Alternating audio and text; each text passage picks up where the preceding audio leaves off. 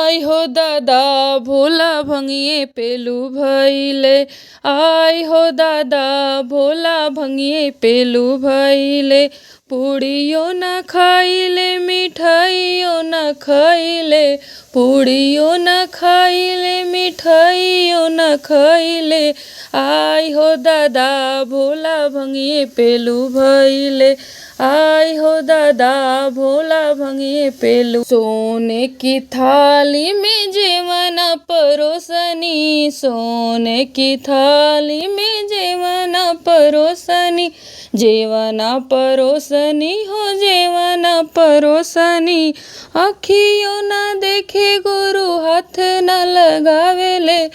अखियों न देखे गुरु हाथ न लगावेले। आई हो दादा भोला भंगिए पेलू भइले। आई हो दादा भोला भंगिए पेलू भइले।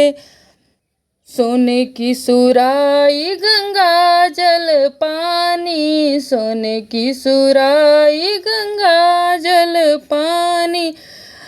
जटवा से अपने गंगा जी बहैले। जटवा से अपने हो गंगा जी बहैले। आई हो दादा भोला भंगिए पेलू भइले। आई हो दादा